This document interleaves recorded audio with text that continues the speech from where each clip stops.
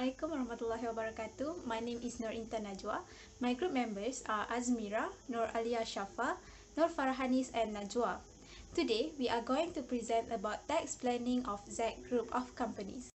For the first question, I will explain about both tax implication, which are single source and separate source. For single source, the distribution of biscuit is considered the extension of the manufacturing of biscuits.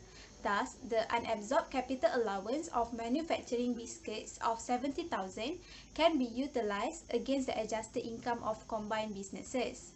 The current year loss of the manufacturing of biscuits of 30,000 will be set off against the gross income of the distribution of biscuits, since it is the profitable business. While for the unabsorbed loss of 500,000 from the manufacturing business, it will be set off against statutory income of combined businesses. However, for separate source, both are treated separately as both are independent. The unabsorbed capital allowance of manufacturing biscuits will be carried forward to the next YA, since the business is still making loss in the current year. It will be set off against the same business income only. The current year loss of manufacturing biscuits will be deducted against aggregate income of the company, while the unabsorbed loss is to be deducted against the aggregate statutory income of distribution of biscuits. Thus, we can say that there is a possibility of merger of ZAC and WELL, since both are related to the sale of biscuits. The merger is recommended as it is tax efficient. Hi, I am Najwa binti Muhammad Ashri. We're going to present our answers regarding purchase of assets. Pertaining to the asset acquisition through leasing, ZAC is not entitled to claim capital allowances because ZAC is not the owner of the leased asset. However, ZAC is entitled to claim full leasing charges as a revenue expense, and these expense must be incurred wholly and exclusively in the production of income of the company, in accordance to the Section 33 of the Income Tax Act 1967.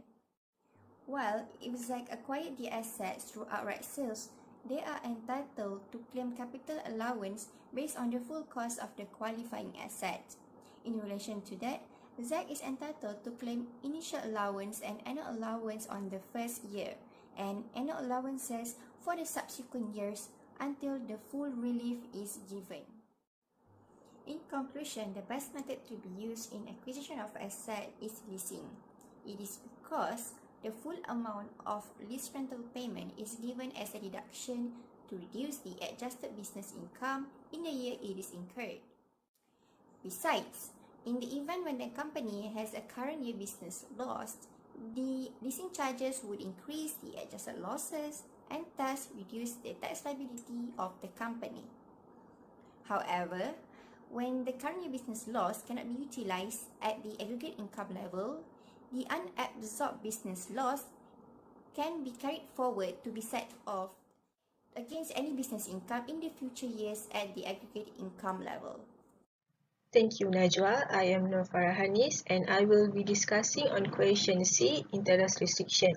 Before that, interest restriction only imposed to a taxpayer who borrow money for a purpose of producing business income. So in this question, ZAC borrow money from financial institution for investment purpose, which is to giving out loan to Profound.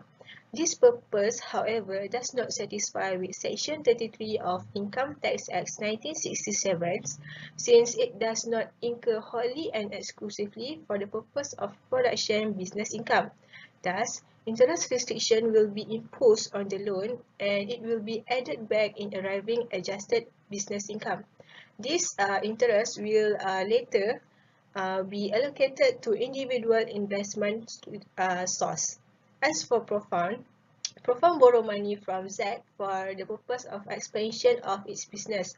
This purpose satisfied with Section 33 of Income Tax Act 1967, since it incur wholly and exclusively for the purpose of producing business income.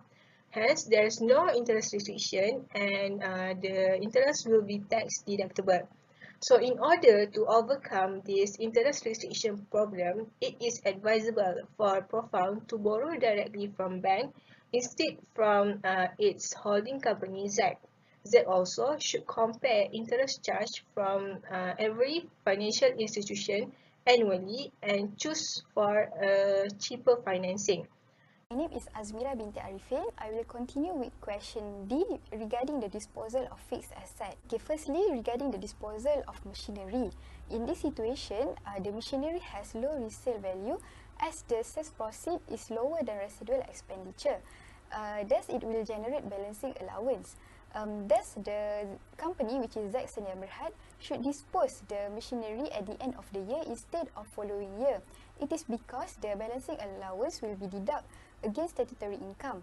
Then it will be lower the chargeable income that's subject to tax and reduce the amount of tax payable. In this case, the company, which is Zak Senyap Berhad, has two options, either to dispose the machinery to related party or unrelated party. If Zak Senyap Berhad choose the option to dispose the machinery to related party, which is Raini Senyap Berhad, it will be considered as control transfer.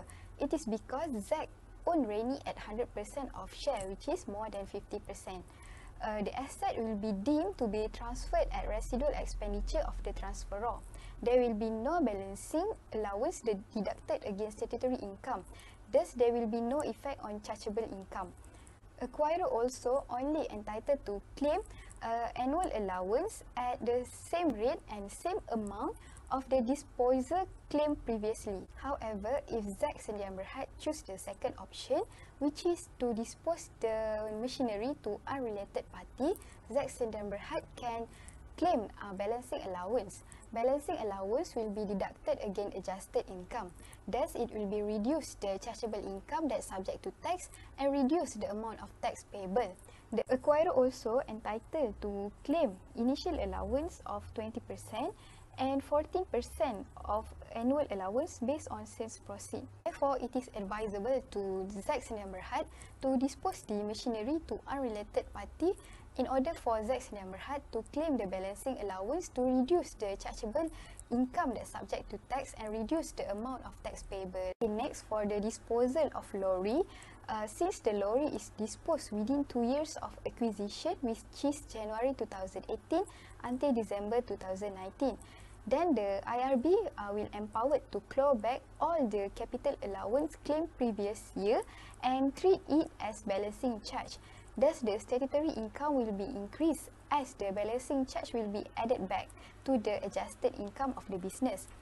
Therefore, Zak Senyap Berhad should postpone the disposal of lorry until reach the minimum 2 years of ownership, which is December 2019 or in the YA of 2020. Okay, that's all from me. Hi, my name is Nur Shafa binti Hussein. For question E, Zak can surrender its current loss of 300,000 ringgit to WELL because it owns more than 70% shareholding in WELL. Raini also can surrender its current year loss of 600,000 ringgit to WELL because it is formerly controlled by Zak. However, Profound cannot surrender its current year loss because it currently enjoys investment tax allowance. Therefore, WELL can deduct group relief loss 70% of 900,000 ringgit equal to 630,000 ringgit, and the total income for WELL is 270,000 ringgit. For question F, the best way to acquire Zak Senyap Berhad is by asset acquisition. When the acquirer merges with Zak, the acquirer will be entitled to claim initial and annual allowance. The purchase price of the qualifying asset also may be depreciated in the form of capital allowance. Both allowance are set off against adjusted business income and reduce the income tax payable by the companies. Zak also should consider to acquire the business asset by obtaining the loans because any interest expense related to business purposes will be given a full tax deduction. This will benefit Zak as it will reduce its chargeable income and thus reduce its tax liability. All from us, thank you.